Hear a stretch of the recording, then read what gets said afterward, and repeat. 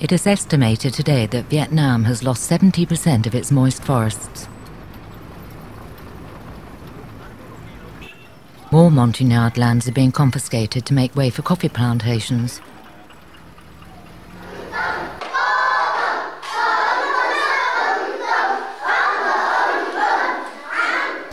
When I was a young girl going to kindergarten, I had to speak Vietnamese and learn Vietnamese songs, and I was slapped by my teacher because I didn't know how to sing Vietnamese songs because that was not my language. I speak a totally different language when I'm at home, and so they're just really turning me around into a different person.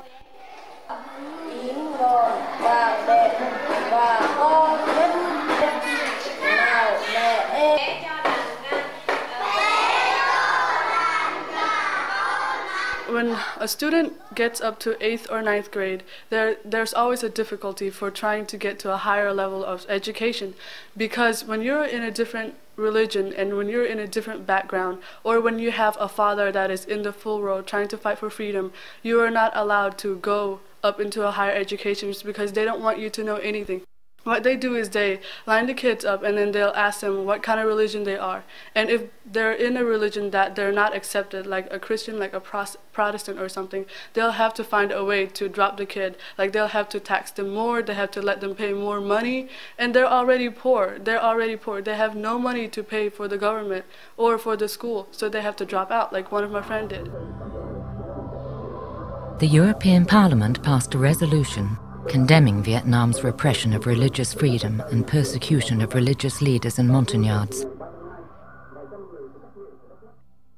I remember that one of the policemen arrested our preacher and handcuffed him, hit him with this, I think it was bamboo tree, hit him with that, and they hit right in front of my eye. I can see my own eye.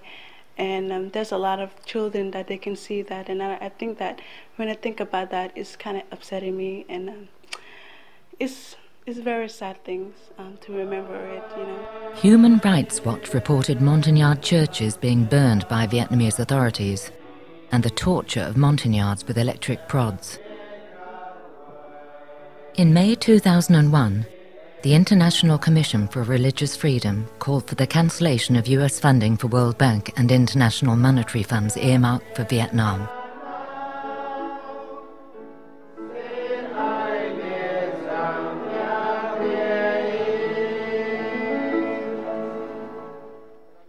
When I was 12 years old, I go to the jungle to have fight for my people, because the Vietnamese government arrest my people, hurt my family, and destroy our culture. For us, the Vietnam War never ended. We fight many battles, and for 17 years, we have no contact with outside. The last battle in 1991, when the Vietnamese attacked us in Cambodia jungle. 92, this Montagnard army was discovered by the United Nations, living in remote Mondulkiri.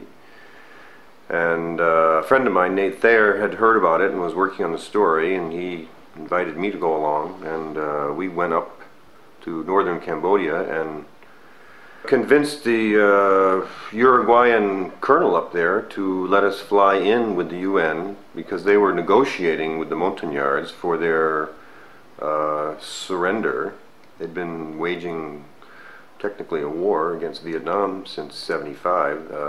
I was told at the time that when they fled Vietnam in '75, there might have been as many as 10,000 who had crossed the border into Cambodia. When we got up there, there were around 400 men, women, and children who'd been living in a very wild jungle area, and had been arranging forays back and forth into Vietnam, and they had a fair number of weapons with them, and they were living off the land, growing some food. They had, you know, bamboo shelters, and they had churches set up in the jungle made out of bamboo, and apparently they would, in order to avoid being identified by either the Cambodian authorities or the Vietnamese, they moved their camps regularly So these were pretty simple makeshift huts that they were living in. Eventually they surrendered their weapons, and then the U.S. facilitated their movement to America, where they have now settled.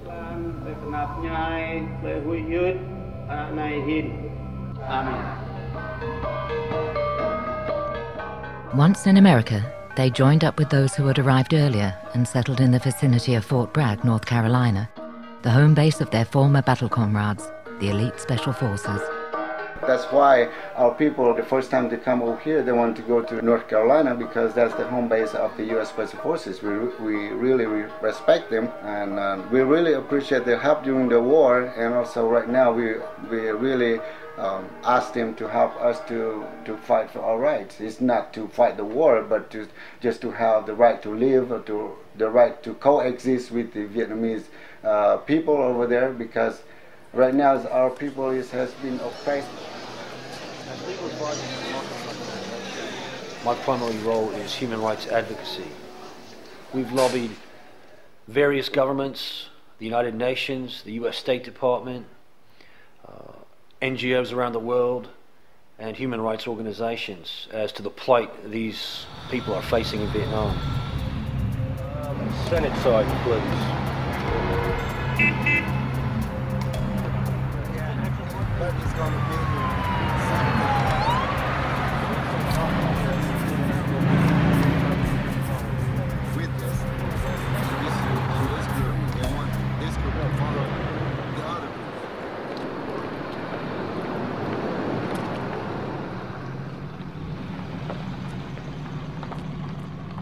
In November 2000, Kokkosaw approached the office of the Senate Foreign Relations Committee in Washington, D.C.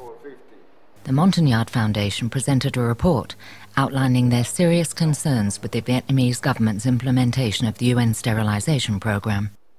When Kokkosaw first showed me a list of 1,000 Montagnard women who had been sterilized, some had been forced, coerced, others bribed or threatened with fines, I knew that we had to look into this immediately.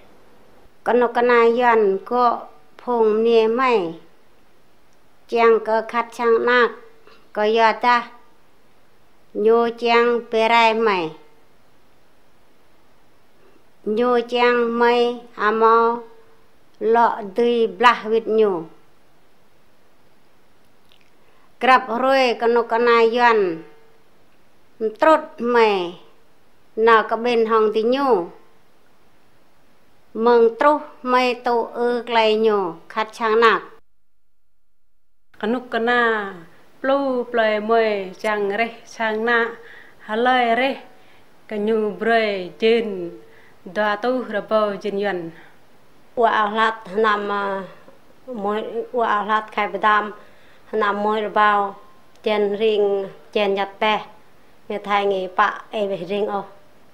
Another lawyer and myself went to Geneva and interviewed the senior external relations officer of the United Nations Population Fund. He confirmed that the UN and World Bank fund the sterilization programs through the family planning programs in Vietnam. He also confirmed that the UN procedures regarding these policies are not always implemented correctly in Vietnam. Vì bằng đặc môi play ngon tu rang baga chang re sang na thun harabo dwara pan tu dwara pan ploh ju